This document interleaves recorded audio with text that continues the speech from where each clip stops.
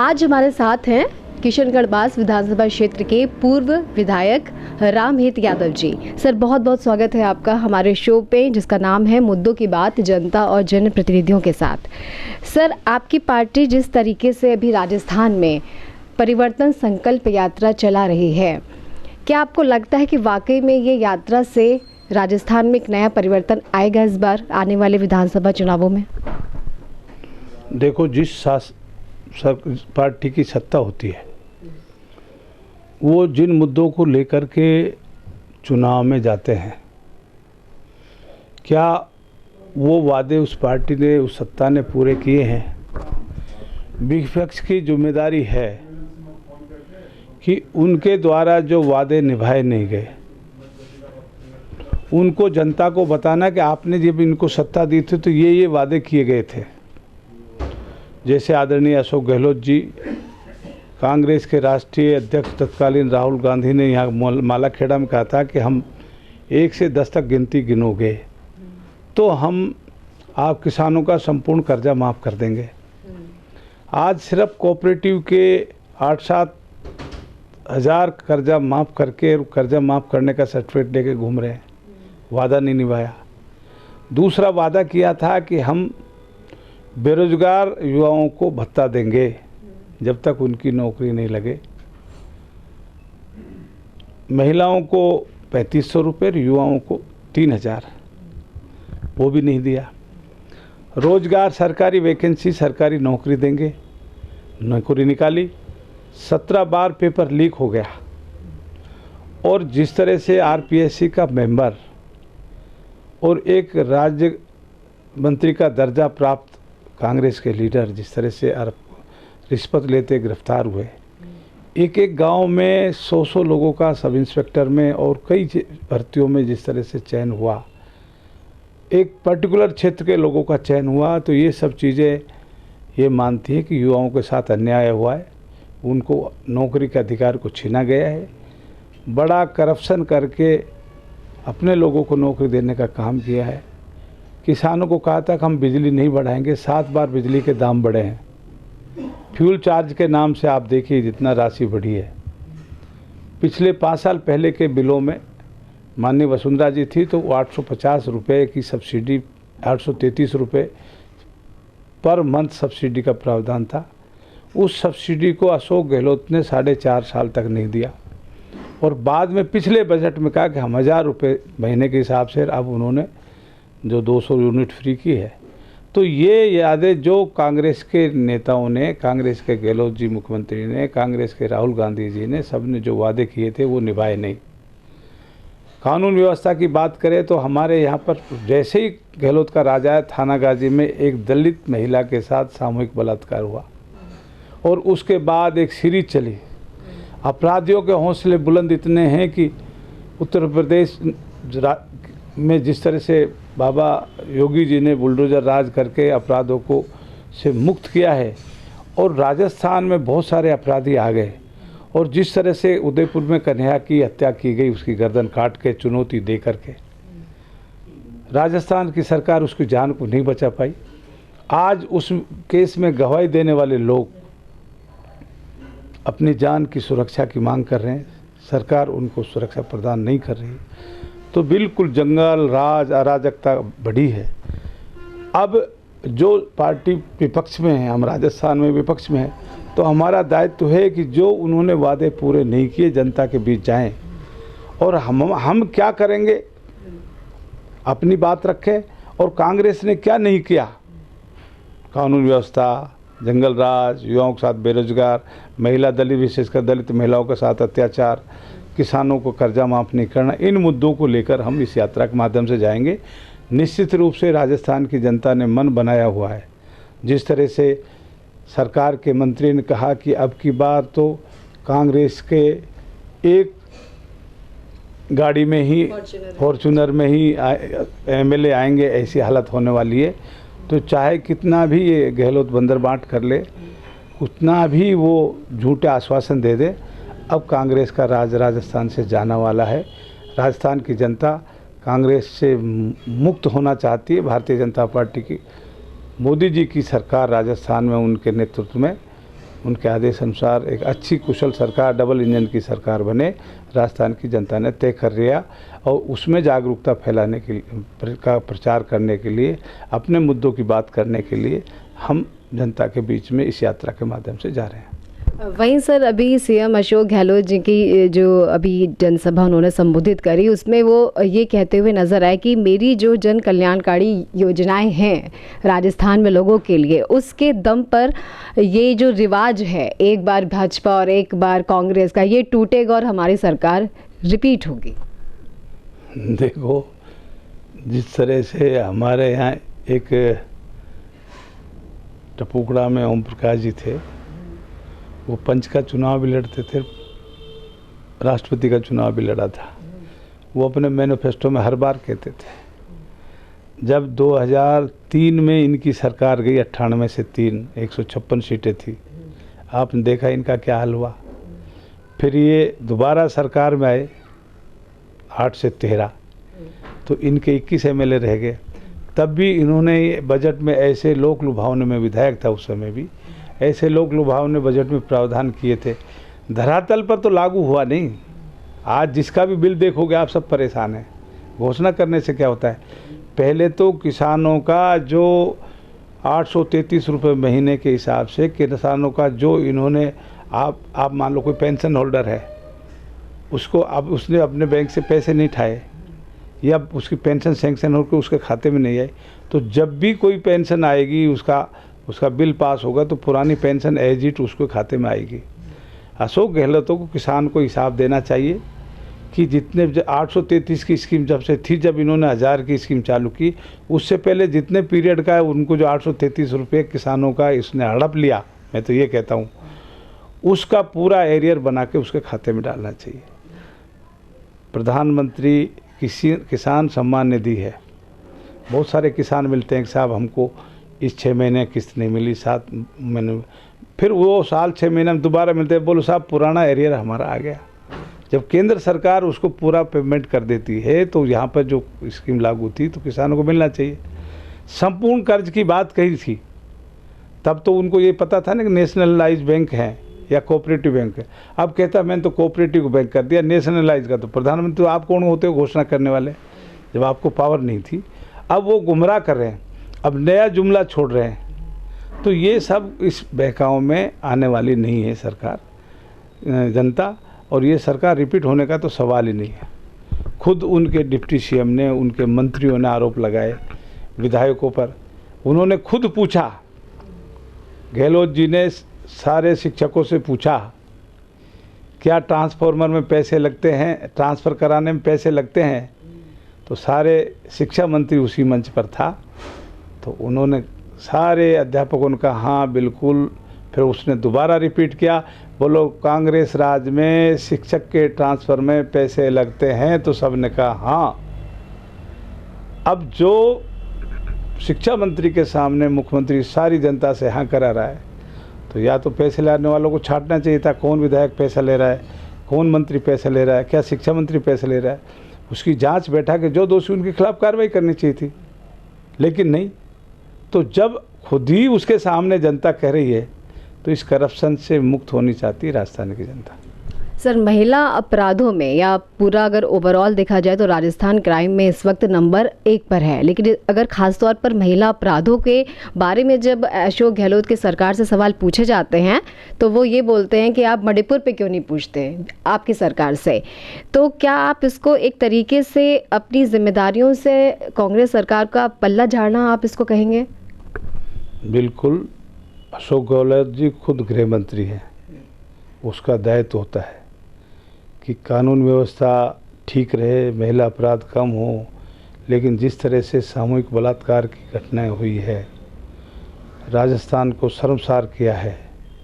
गहलोत सरकार को निश्चित रूप से उन अधिकारियों, उन पहले का उन एसपीओ के खिलाफ कार्रवाई करेंगे, उन थानों के खिलाफ कार्रवाई करेंगे, उनके घर उत्तर प्रदेश की तर्ज पर अपराधियों के घरों को पर बुलडोजर चलाएंगे, कोई कार्रवाई नहीं करना चाहते।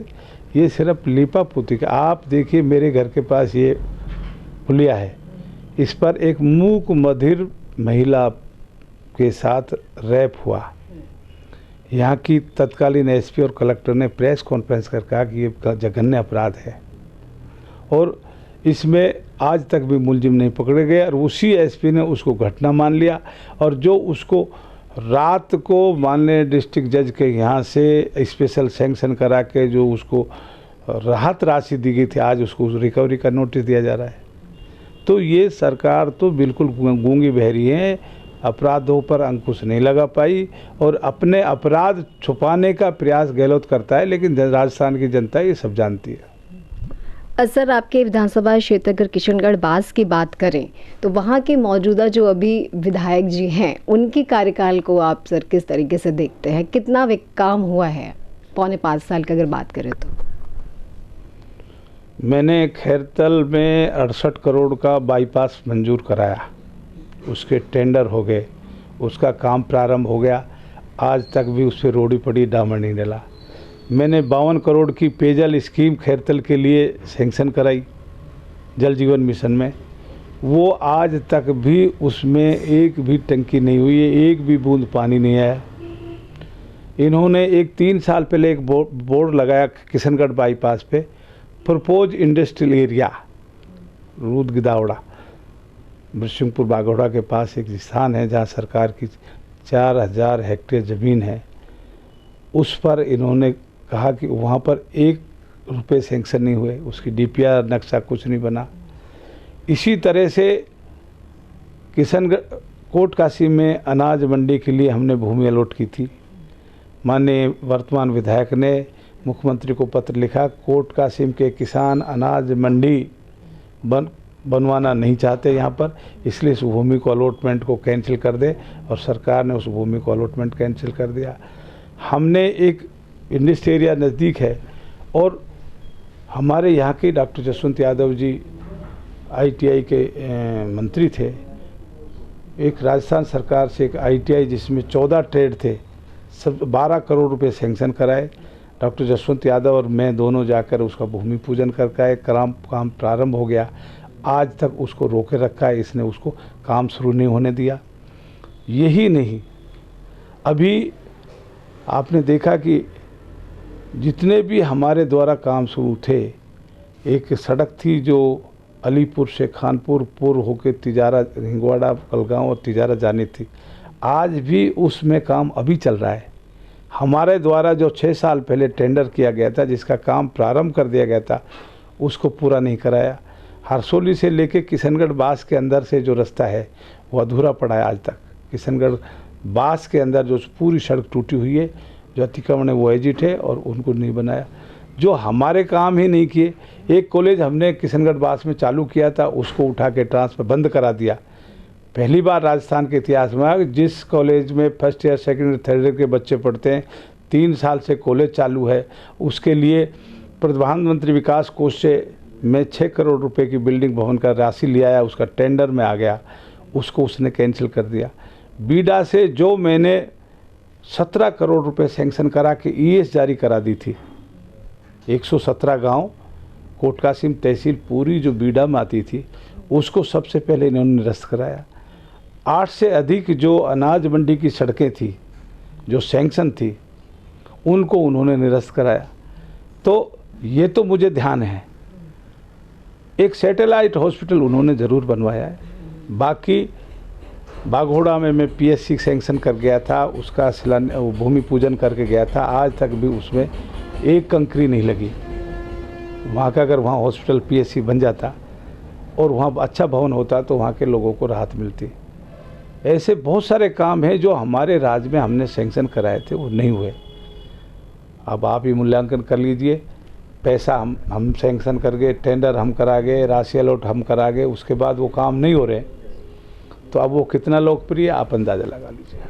उनके ही जब मेरे ही इंटरव्यू में, जब मैंने उनसे इंटरव्यू में उनसे विकास के कामों के बारे में पूछा किशनगढ़ बास में, तो उन्होंने मुझे ये जवाब दिया था कि अगर मैं अपने विकास कार्यों को बताना शुरू करूँ तो सुबह से शाम हो जाएगी, किताब मोटी बन जाएगी, लेकिन जो है मेरे विकास के काम खत्म नहीं होंगे। लेकिन आपने जिस तरीके से अभी बताया कि आपके कार्यकाल में जो चीज़ें आप पीछे छोड़ कर आए थे, शुरू करके आए थे, वो तक भी पूरे नहीं हुए, तो बड़ी अचंभित बात है। वो तो आप देख लीजिए ना, मौका है। खैरतल की जनता रोज, हमने मुख्यमंत्री जी 2 फरवरी को हमने धरना दिया। उन्होंने 2 अप्रैल को घटना हुई थी जिसमें एक दलित अनुसूचित जाति का युवक को पुलिस की गोली लगने से मर गया था। मुकदमा 70 लोग भर्ती हो गए। अभी परसों उन्होंने कलेक्ट्रेट पे प्रदर्शन किया है एमएलए और सरकार के खिलाफ कि आपने वादा किया था कि हम मुकदमे वापस ले लेंगे।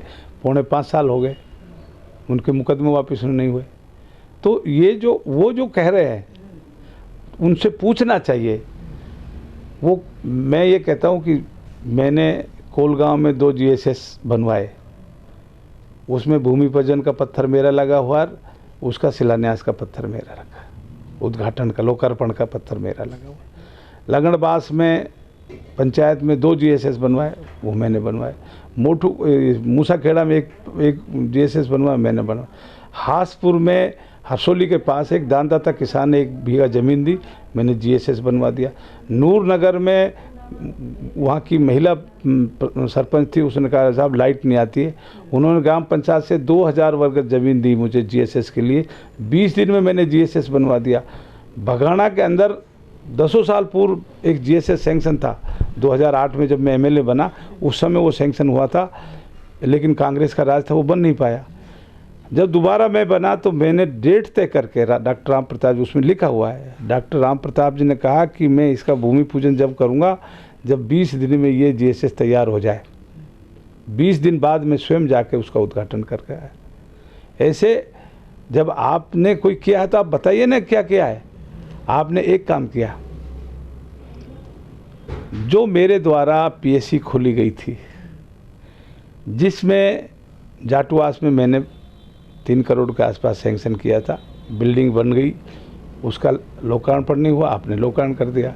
बगाना में एक भवन के मैंने 3.25 करोड़ मंजूर किए, उसके आप पत्थर लगाए। और ऐसी जगह जहां भाई उसकी सैंक्शन और राशि अलॉटमेंट और उसका टेंडर, ये तो आप देखेंगे। आज खैरतल के अंदर मैंने नगर पालिका से सब्जी मंडी के लिए अलग से भूमि अलॉटमेंट कराई, उसका कब्जा दिला दिया।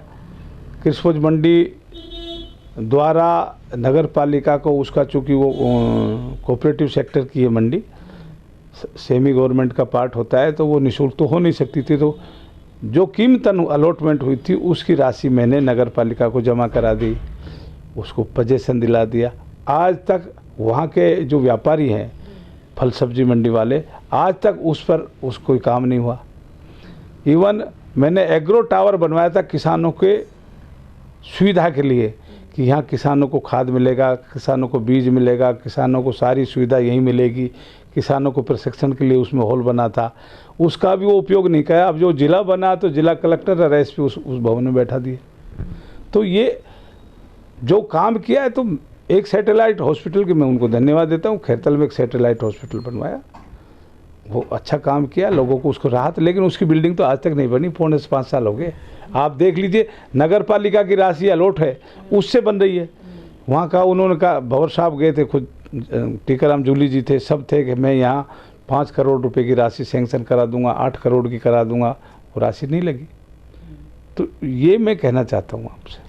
सर, खैरतल की आपने बात करी, खैरतल को जब जिला घोषित किया गया तो सबके लिए ही बड़ा ये चौंकाने वाला था। आप खैरतल को जिला बनाने को किस नज़रिए से देखते हैं? क्या वाकई में मापदंडों के अनुरूप इसको जिला बनाया गया, उसके पीछे फिर बाद में तिजारों को भी ऐड कर दिया गया? देखो, जब राजस्थान सरकार ने पुनर्सीमांकन के नए जिला के लिए एक कमेटी बनी, राम लोहाया कमेटी, हमने उसमें हमारे खैरतल को जिला बनाने के लिए हमने भी उनसे आवेदन किया। हमारे आवेदन पर उन्होंने रिपोर्ट मांगी और मई 2015 में कलेक्टर द्वारा, जयपुर से राजस्थान सरकार द्वारा एसडीएम किशनगढ़ को, नगर पालिका खैरतल को लिखा। हमने वहाँ पर 72 बीघा ज़मीन नगर पालिका की थी, उसकी बात कही, और खैरतल के ही पेरीफेरी नगर पालिका क्षेत्र के पेरीफेरी एरिया में के साथ लगती हुई एक बल्लभ ग्राम के सामने लगभग 150 बीघा के आसपास ज़मीन है सरकारी, उसका भी हमने हवाला दिया। माननीय वसुंधरा जी आई थी जन संवाद कार्यक्रम में, तो हमने कहा कि साहब इसको जिला बनवाइए। तो मुख्यमंत्री जी ने कहा आप जिला बनवाना चाहते लेकिन उसका स्ट्रक्चर, तो हमारे कहने पर 132 केवी GSS खैरतल में मंजूर हुआ और वो बना। आप देख लीजिए, हमारे कहने से पानी, चूँकि वहाँ खैरतल में पानी का अभाव है, जिला मुख्यालय बनने का तो पीने का पानी, आबादी बढ़ेगी तो 52 करोड़ की योजना हमने सैंक्शन की, वो अधूरी पड़ी है। हमने खैरतल को, चूँकि वहाँ बाईपास बनना ज़रूरी था तो वो भी उसका बना। हेडक्वार्टर ज़िले के लिए कनेक्टिविटी हरसोली से, बीबी रानी से, मुंडावर से, किशनगढ़ से, अलवर से अच्छी सड़कें बने। तो NCR में आप देखेंगे कि NCR की जो सड़कें बनी हैं वो सब पूरे तिजारा, किशनगढ़, मुंडावर, बहरोड, बानसूर को जोड़ने वाली जितनी सड़कें बनी, 1000 करोड़ में से लगभग 750-800 करोड़ रुपए NCR का खैरतल को जिला मुख्यालय समझ करके उसी को फोकस करके सारी सड़कें बनाई गई। तो हमने तो बेसिक स्ट्रक्चर तो हम तैयार करके गए थे जिले का। हमने ये जिला नहीं मांगा था जो अब है 2.5 विधानसभा का, हमने जिला मांगा था जिसमें बानसूर, बहरोड, मुंडावर, किशनगढ़ और तिजारा विधानसभा संपूर्ण रूप से हो। माननीय विधायक जी तो उस लड़ाई को उसी दिन हार गए जब बानसूर और बहरोड के विधायकों ने, जनप्रतिनिधियों ने कहा कि हम तो कोटपुतली में जाना चाहते हैं। अब 2.5 विधानसभा तो कोटपुतली में मिला दिया, 2.5 विधानसभा जोड़ करके यहाँ हरियाणा में एक जिला है महेंद्रगढ़, जिला मुख्यालय तो महेंद्रगढ़ है और उसके सारे ऑफिस नारनौल में है। हम जैसे, आप जैसे कोई बाहर से जाएंगे, लखनऊ से जाएगा, अहमदाबाद से आएगा, गुजरात से आएगा और वो कहता है कि मुझे महेंद्रगढ़ डिस्ट्रिक्ट, वो सोचता है कोई केस मुकदमा हो, कोई काम हो महेंद्रगढ़ ज़िले का, तो वो सीधा महेंद्रगढ़ जाता है।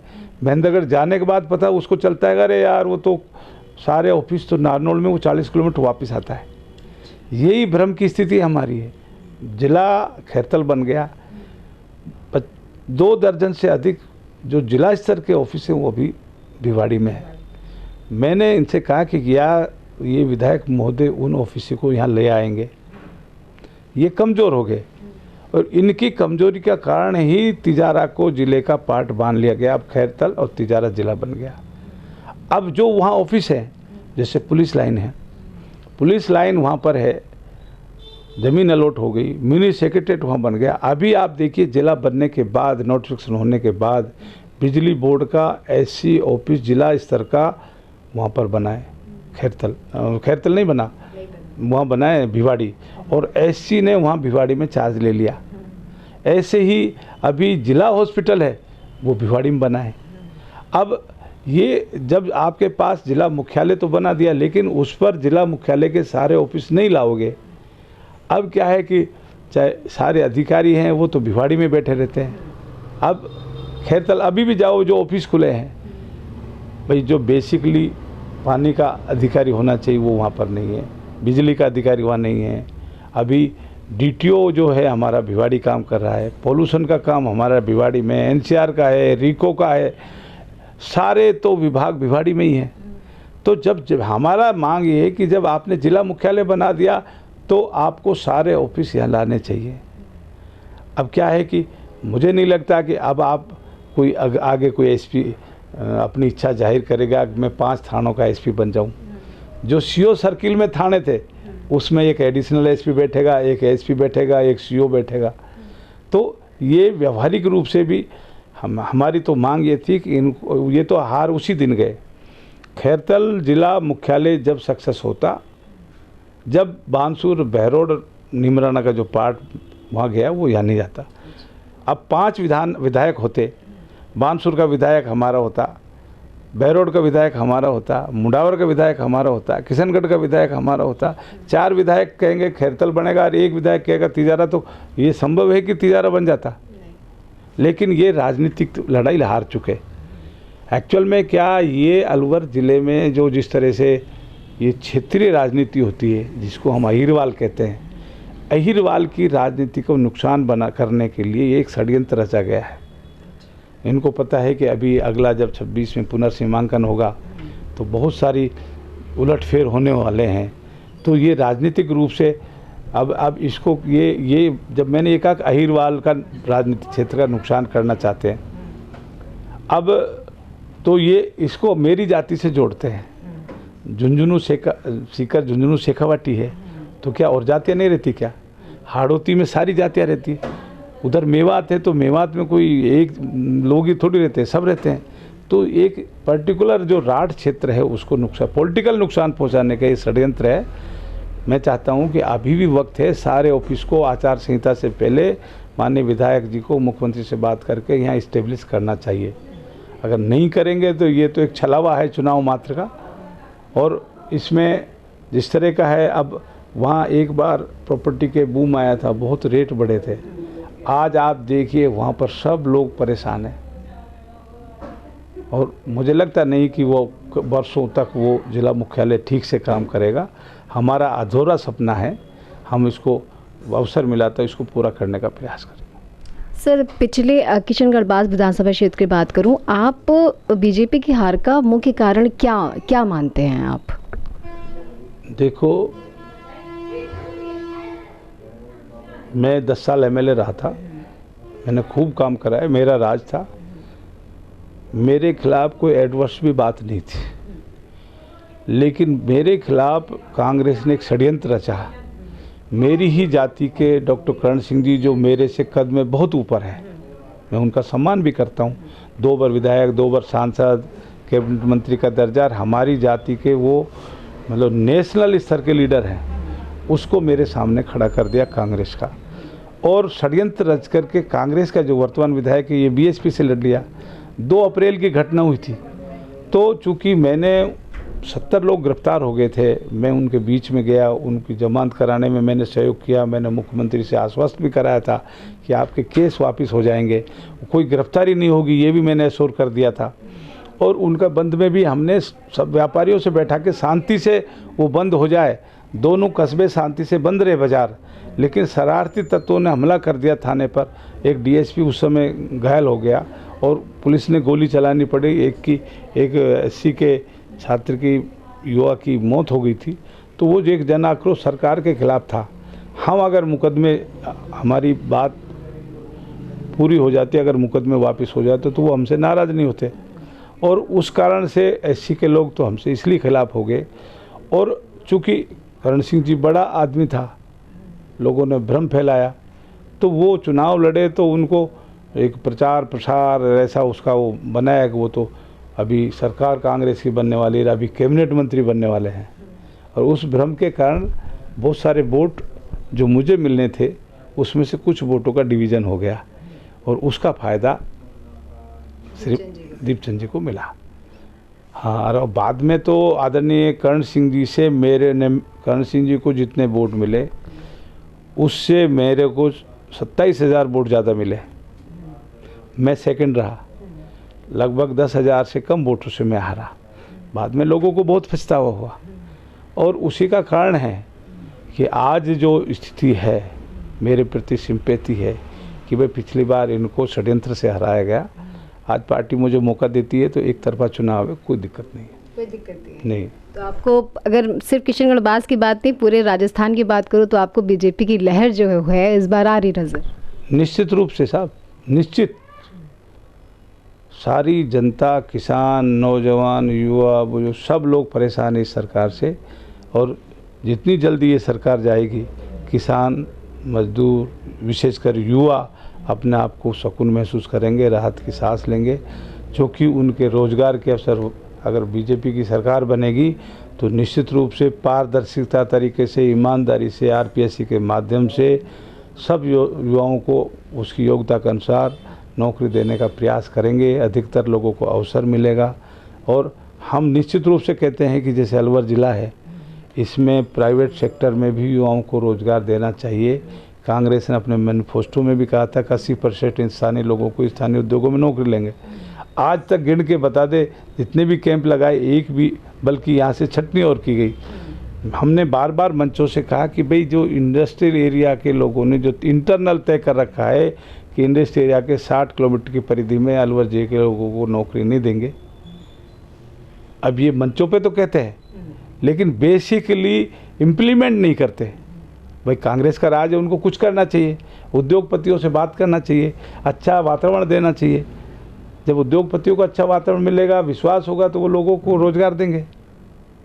ये मेरा आपसे कहना। सर एक सवाल मैं आपसे पूछूं कि समझूं, मेरे खुद भी समझ में नहीं आ रहा है, क्योंकि कई राजनीतिक विश्लेषक भी बड़े कंफ्यूज हैं। पूर्व मुख्यमंत्री राजस्थान की वसुंधरा राजे के आने वाली विधानसभा में उनके रोल पर कहीं वो नज़र आती हैं, कभी वो नज़र नहीं आती हैं। चुनाव प्रबंधन समिति में उनका नाम नहीं, घोषणा पत्र में उनका नाम नहीं। कुछ लोग कहते हैं कि नाराज़गी है, सीएम फेस के तौर पर उनको सामने लेके नहीं आया जा रहा है। मैं आपसे जानना चाहती हूँ, क्या आप कुछ स्थिति स्पष्ट कर सकते हैं कि आखिरकार उनका रोल क्या है आने वाले चुनावों में? देखो, मैं तो छोटा कार्यकर्ता हूँ। ये राजनीतिक स्तर का, प्रांत का और केंद्र का विषय, इसमें मैं ज़्यादा कुछ नहीं कहना चाहता हूँ। वसुंधरा हमारी नेता हैं, आदरणीय सीपी जोशी प्रदेश अध्यक्ष हमारा नेता है, आदरणीय नेता प्रतिपक्ष राजेंद्र राठौड़ हमारा नेता है, आदरणीय सतीश पूनिया जी हमारे नेता हैं, आदरणीय ओम जी माथुर हमारे नेता है, आदरणीय अर्जुन जी मेघवाल हमारे नेता है, आदरणीय गजेंद्र सिंह शेखावत हमारे नेता हैं, और जितने भी सीनियर लोग हैं। पार्टी ने जो निर्देश देगी, अब आपने देखा, अब आप क्या समझते, मुझे तो समझ में नहीं आता। चारों यात्रा जब प्रारंभ हुई तो माननीय वसुंधरा राजे हर मंच पे थी, उनका भाषण भी हुआ। उन्होंने इसीलिए कंफ्यूजन पैदा किया कि शुरू में वो नहीं थी और अब वो सामने हैं। देखो, कांग्रेस के लोग हैं, गहलोत अफवाह फैलाता है ना। खुद की लड़ाई तो सचिन पायलट से लड़ नहीं पा रहे। सचिन पायलट ने जिस तरह के उस पर करप्शन के आरोप लगाए, भ्रष्टाचार के लगाए, कानून व्यवस्था पर लगाए, आज केंद्र ने सचिन पायलट को, हमने थोड़ी कहा था सचिन पायलट को अजमेर से जयपुर की यात्रा करो भ्रष्टाचार युवाओं के समर्थन के लिए, उन्होंने की ना। लाल डायरी आई तो हमने थोड़ी छपवाई थी लाल डायरी, उन्हीं के मंत्री ने पब्लिकली दिखाया कि मैंने गहलोत के लिए ये काम किया। सर आप मानते लाल डायरी जैसा वाकई में कुछ है? देखो, जब वो उनका मंत्री कह रहा है, जो गहलोत के खास विश्वास पात्र थे, उन्होंने सचिन पायलट की सभा में इस बात का कहा था कि मैं बहुत सारे राज खोलूँगा, और राज खोलने के लिए वो उस डायरी को विधानसभा में ले गए। मैं भी 10 साल विधायक रहा हूँ। कुछ चीज़ें अच्छी होती है, कुछ चीज़ें पढ़ी नहीं जाती, लेकिन स्पीकर को एक अधिकार होता है कि वो कोई आदमी को कागज़ या डॉक्यूमेंट है तो वो निर्देश देता है कि भाई इसको टेबल कर दिया जाए, इसको पढ़ा हुआ मान लिया जाए। अगर स्पीकर महोदय कहता है कि उस डायरी को टेबल करा लेते, जैसे वो टेबल करने गया था, कांग्रेसियों ने सोचा मुख्यमंत्री के इशारे पर कि ये तो सारी पोल खुल जाएगी, का राज्यसभा में किसको कितना पैसा दिया गया है, कहाँ का करप्शन हुआ है, कहाँ किस अधिकारी से हफ्ता वसूली हो रही है, ये सारे उसमें थे। तो उसको बचने के लिए उस टेबल नहीं करने, उसको खोस लिया, उसको पीटा, उस साथ मार्शल्स बुला के मारपीट के गई। सरकार के मंत्री को मारपीट करके विधानसभा से बाहर घसीट करके लाया गया मार्शलों द्वारा। सरकार के मंत्री ने इतना कहा था कि साहब आप बाकी जगहों की बात कर रहे हो, महिला अत्याचार और कानून व्यवस्था की, एक बार अपनी गर्भान में झांक लें। राजस्थान की स्थिति भी जहां आप आरोप लगा रहे हो उनसे ख़राब है, तो इस पर अपना मूल्यांकन कर ले। तो सरकार ने उस मंत्री को इतना ही तो बोला था, और उस मंत्री को भी बर्खास्त करते, उससे पूछते भैया बताओ क्या है, ओपन डिबेट कराते, विपक्ष के विधायकों को भी सुनते, सत्ता पक्ष के विधायकों को सुनते, और सार्वजनिक रूप से ये अपराध है, क्राइम है, इसमें विपक्ष का भी सहयोग लेना चाहिए। विपक्ष कोई क्वेश्चन उठाता है। अब मणिपुर का विषय आया, कांग्रेस के लोगों ने संसद नहीं चलने दी, आखिरी में संसद में गृह मंत्री माननीय अमित शाह जी ने और माननीय प्रधानमंत्री ने अपना पक्ष रखा, तो देश की जनता को क्लियर हो गया कि नहीं हो गया? आपको भी अपना सब पक्ष क्लियर रखना चाहिए था। जिस तरह से महिला अत्याचार हुआ है, सामूहिक बलात्कार हुआ है, जिस तरह से बलात्कार करके एक छोटी बालिका के टुकड़े टुकड़े करके जिस तरह से भट्टी में डाला गया है, ये कोई छोटा अपराध है क्या?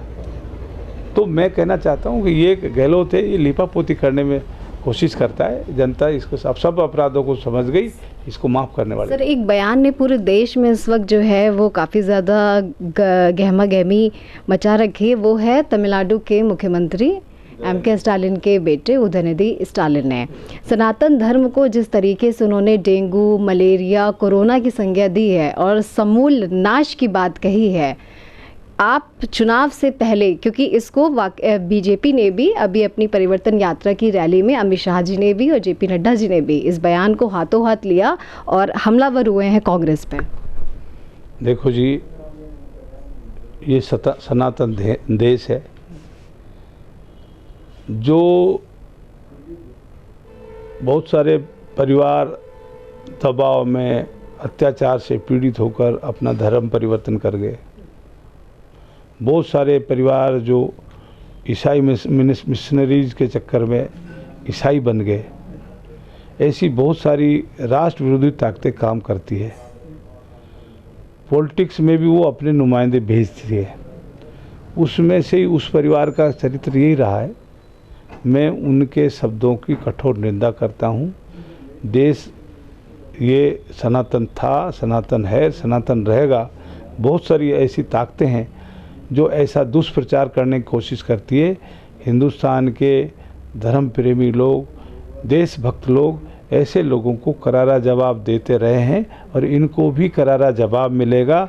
मैं तो ये कहता हूँ इसको तुरंत सरकार से बर्खास्त करना चाहिए। इसके खिलाफ जैसे कल भी 250 से अधिक प्रबुद्ध जनों ने माननीय सुप्रीम कोर्ट में भी कहा है कि इनके खिलाफ आप संज्ञान लीजिए, तो निश्चित रूप से बड़ा अपराध है जिसको क्षमा किया नहीं जाना चाहिए। सर, केंद्र सरकार ने 18 से 22 सितंबर के बीच में विशेष सत्र बुलाया है और ये बात चल रही है कि हो सकता है कि वन नेशन वन इलेक्शन पर कोई बिल आ जाए। आपकी मैं राय जानना चाहूँगी, वन नेशन वन इलेक्शन पर क्या है? देखो, हमारी पार्टी तो वर्षों से इसमें प्रयास में है। विपक्ष में रहे तब भी, सत्ता में रहे तब भी, क्योंकि बार बार पूरा देश इलेक्शन में झोंका जाता है। बहुत सारा खर्चा आता है जो विकास में से कटता है। अगर उससे बचने वाली राशि का वैज्ञानिक नई खोज करें, युवाओं को रोजगार के नए अवसर दें, विकास के और नए आयाम स्थापित करें, लेकिन चुनाव में खर्च होता है।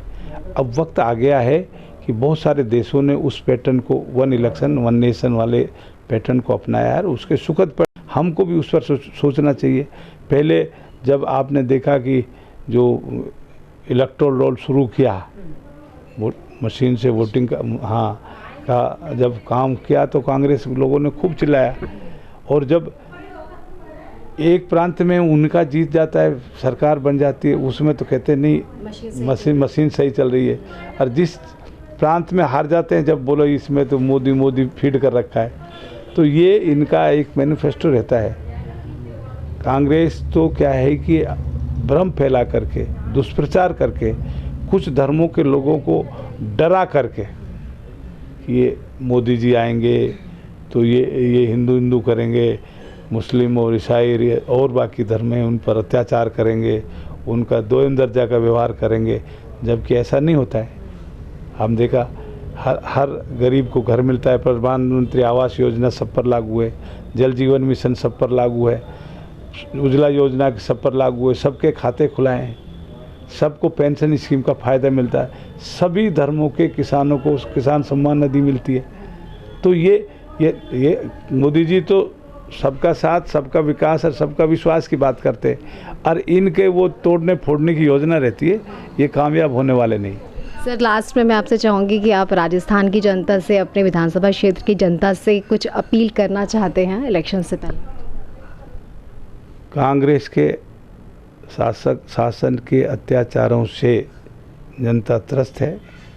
विशेषकर नौजवानों को मैं कहना चाहता हूँ, आप अपने उज्जवल भविष्य के लिए, आपको निष्पक्ष भाव से आपको नौकरी मिले, आपको नौकरी के अवसर मिले हैं आपकी योग्यता अनुसार, तो आपको और ताकत से इस दमन करने वाली युवा विरोधी, किसान विरोधी और विशेषकर जनजाति दलित विरोधी सरकार को, महिला अत्याचार करने वाली सरकार को उखाड़ फेंकने में भारतीय जनता पार्टी के साथ देना चाहिए। यही मैं इनसे अपील करना चाहता हूँ। तो ये थे आज हमारे साथ रामहेत यादव जी, जिनका ये कहना है कि राजस्थान सरकार से कि किसी भी कीमत पर जो कांग्रेस की सरकार है वो आने वाले चुनावों में जो है वो रिपीट नहीं होगी। और जनता से उन्होंने ये अपील की है कि साथ आएं, परिवर्तन लाएं अगर आप अपना विकास चाहते हैं, क्योंकि सही मायने में अगर आपका कोई विकास कर सकता है तो वो है भारतीय जनता पार्टी। मेरे सहयोगी गोविंद नंदा के साथ मैं साची गुप्ता, ATL न्यूज़।